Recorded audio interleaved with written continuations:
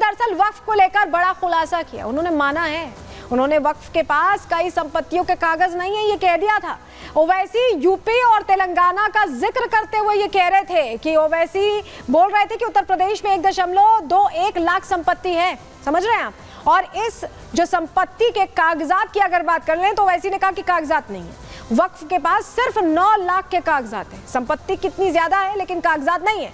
तेलंगाना में करीब 33,000 वक्फ संपत्तियां हैं और ये ऑन रिकॉर्ड है ओवैसी का कहा हुआ कि 90% जो संपत्तियां हैं तेलंगाना में उसके भी दस्तावेज नहीं है। और जब अगर वक्फ बिल आ जाता है तो दस्तावेज तो दिखाने होंगे। ओवैसी ने कहा कि इसे सरकार छीनना चाहती है। एक तरफ दस्तावेज नहीं है, दूसरी तरफ ये कहना कि सरकार छीनना चाहती है। इसे अगर हम समझें तो एक तरह से ये एक तरह से मौके की सियासत नहीं है, ये सिर्फ मुस्लिमों का एक तरह से नेता बनने की कोशिश नहीं है, जहां आप खुद मान भी रहे हैं कि कागज नहीं है और दूसरी तरफ ये भी कह रहे हैं कि सरकार छीनना चाहती है। इसका मतलब कि आप पारदर्शिता नहीं चाहते हैं। सुनिए ओवैसी क्या कह रहे हैं इसको। ये अगर कानून बन जाएगा, उत्तर प्रदेश में 1,21,000 वक्फ की प्रॉपर्टीज है, 1,12,000 के पास कागज ही नहीं है। वक्फ का यूजर खत्म हो गया तो जायदादें कौन लेगा? वो जायदादें कौन लेगा बताओ? तुम्हारे पास लीगल उसके ऊपर इख्तियारी नहीं होगा, कोई भी घुस जाएगा। और ऐसा नहीं कि वक्फ बोर्ड की मनमानी पहले नहीं सामने आई, कई जगह सामने आई। कहां सामने आई आपको बता रहे हैं। देखिए बिहार में पटना का एक गोविंदपुर गांव था जहां पूरे के पूरे गांव पर ही दावा ठोक दिया गया था वक्फ बोर्ड की तरफ से। लखनऊ में 3 गांव पर वक्फ ने दावा किया। केरल में कहा कोच्चि के 3 गांव पर। झारखंड में आदिवासी जमीन पर वक्फ ने कब्जा कर लिया। दावा नहीं किया, यहाँ तो कब्जा ही कर लिया। गुजरात में सूरत निगम की जो जमीन थी उस पर कब्जा कर लिया। ये अलग अलग जगहों की कहानी है। तमिलनाडु में तिरुचि जिले के गांव पर दावा ठोक दिया। एक हिस्सा हो सकता है चलिए, लेकिन पूरे के पूरे गांव अलग अलग जगहों पर दावा ठोका गया। कहीं दावा ठोका गया तो कहीं कब्जा भी कर लिया गया। ये पूरा मामला सामने आया। चलिए अब आपको बताएं कि वक्फ की संपत्तियों में देखिए डर इसलिए खड़ा हो गया है कि डर ये है अब पारदर्शिता आएगी, दस्तावेज नहीं दिखाए जाएंगे तो पकड़े जाएंगे, ये डर है। क्यों हम ऐसा कह रहे हैं चलिए जानकारी आपको दे देते हैं। वक्फ कानून जो लाया जा रहा है उससे जो मनमानी चल रही है, मनमर्जी चल रही है, वो खत्म हो जाएगी। वक्फ बिना सबूत दावा नहीं कर सकेगा, आपको पेपर्स देने होंगे तभी माना जाएगा। वक्फ ने दावा किया और उसके बाद डीएम उसकी जांच करेगा, पूरी चीजों की जांच होगी, कागजों की जांच होगी। नए कानून में डीएम को सर्वे का अधिकार भी दिया गया कि सर्वे करके समझें कि जो दावा है उसकी हकीकत क्या है, सच है भी या नहीं है।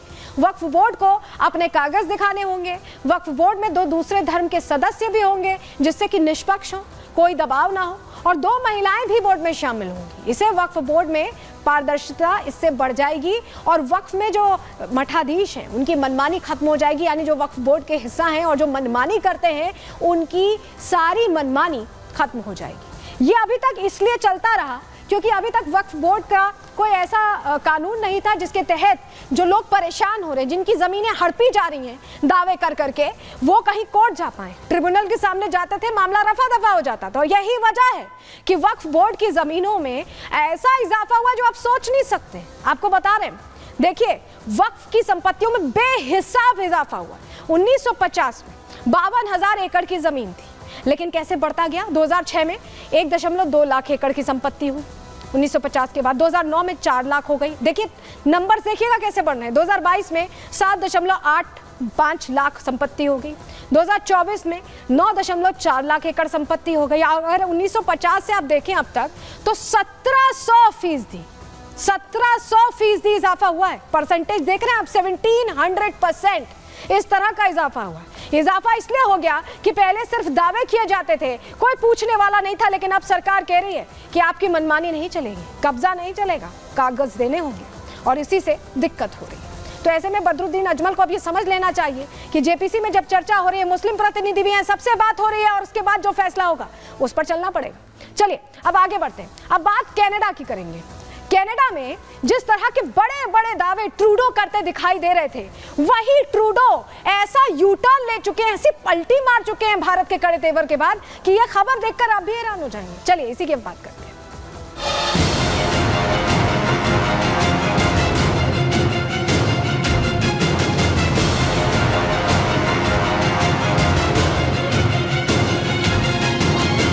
is a pretty big win for the Indian narrative right now. In Canada, we have long recognized the serious problems of Khalistani violent extremism.